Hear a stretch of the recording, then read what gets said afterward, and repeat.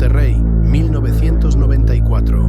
La ciudad del progreso, rodeada por las imponentes cimas del Cerro de la Silla.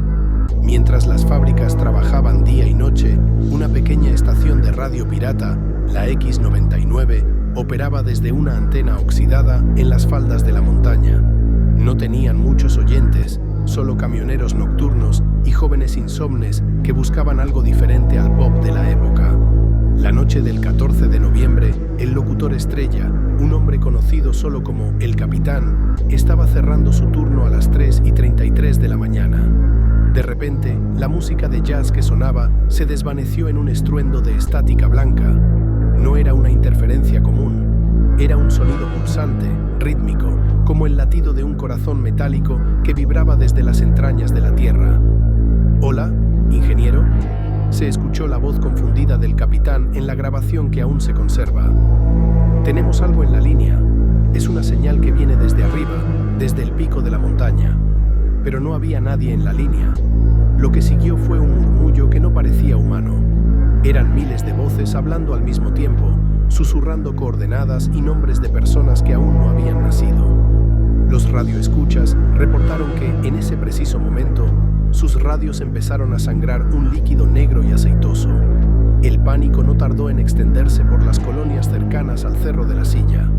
Esa noche, el servicio de emergencias 911 recibió más de 500 llamadas de ciudadanos aterrorizados. El reporte siempre era el mismo. «Mi sombra no hace lo que yo hago». Una mujer en la colonia Country relató que mientras escuchaba la interferencia de la X99, vio cómo su propia sombra en la pared del pasillo se detuvo mientras ella seguía caminando. La sombra giró la cabeza, la miró con dos puntos brillantes donde deberían estar los ojos y luego se deslizó hacia la cocina, desapareciendo en la oscuridad. El capitán, en la cabina de radio, seguía transmitiendo, pero ya no hablaba él. Su voz había cambiado. Ahora sonaba metálica, distante, como si algo estuviera usando sus cuerdas vocales desde otra dimensión. «El cielo es una mentira», decía la transmisión. «Debajo de la piedra, el hierro nos llama. El cerro no es una montaña, es un receptor». A las 4 de la mañana, la señal se cortó bruscamente. Cuando la policía llegó a la estación, encontraron la puerta cerrada por dentro. La cabina estaba intacta, el café del locutor aún estaba caliente, pero el capitán había desaparecido. Lo único que quedó fue su reloj de pulsera, con las manecillas girando frenéticamente hacia atrás. 30 años después, en 2024, un joven coleccionista de antigüedades encontró una caja de cintas de carrete abierto en un mercado de pulgas en San Pedro Garza García. Las cintas pertenecían a Raúl Méndez, el ingeniero de sonido de la X99 que desapareció poco después que el capitán. Al digitalizar las cintas, el joven descubrió que Méndez había estado obsesionado con la frecuencia cero. Según sus notas, el Cerro de la Silla contiene depósitos de minerales desconocidos que actúan como una antena natural para señales que no provienen del espacio, sino de los pliegues entre las realidades. «No son fantasmas», escribió Méndez en su última entrada del diario. «Son ecos de nosotros mismos en una línea de tiempo donde Monterrey nunca fue construida, donde algo más habita en este valle». La frecuencia de la X99 abrió una grieta. El capitán no se fue, lo intercambiaron. El que salió de la cabina esa noche no era él, era su sombra. La cinta final de la caja contiene un sonido que ha hecho que el joven coleccionista pierda el sueño.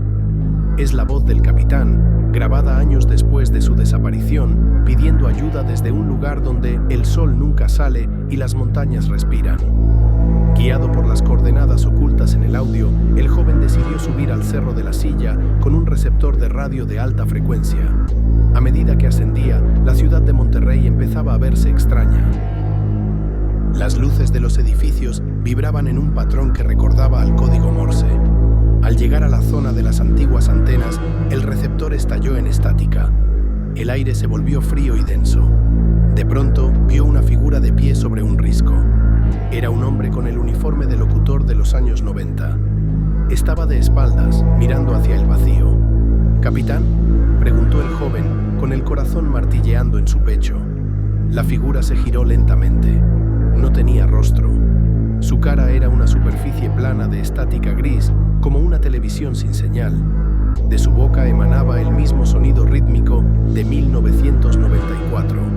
El joven sintió que sus propios pies dejaban de tocar el suelo. Miró hacia abajo y vio que su sombra se había estirado hasta el fondo del barranco, convirtiéndose en un puente hacia la nada. «La transmisión debe continuar», susurró el ente, y el joven sintió que sus recuerdos empezaban a borrarse, reemplazados por ruidos blancos y frecuencias prohibidas. Hoy en día, si conduces por la Avenida Constitución en Monterrey a las 3:33 de la mañana y sintonizas una frecuencia vacía entre el FM y el AM, podrías escuchar algo que no debería estar ahí. No es música, no es publicidad. Es un susurro rítmico que parece pronunciar tu nombre.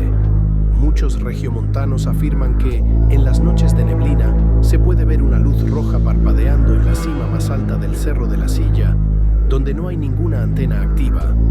Es la X99 transmitiendo desde el otro lado. El joven coleccionista nunca regresó de su expedición. Su canal de YouTube, donde prometió subir el audio final, fue borrado por razones de seguridad nacional. Sin embargo, se dice que en los archivos ocultos de la policía local existe una fotografía tomada por una cámara de seguridad en el centro de la ciudad semanas después. En ella se ve a un joven idéntico al coleccionista caminando por la calle bajo el sol del mediodía.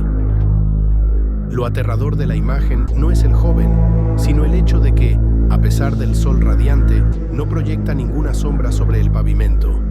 Tened cuidado con lo que escucháis en la oscuridad. Algunas frecuencias no están diseñadas para oídos humanos, y algunas montañas no son lo que parecen. Porque en Monterrey, el Cerro de la Silla te observa, y a veces decide que tu sombra es exactamente lo que necesita para completar su próxima transmisión.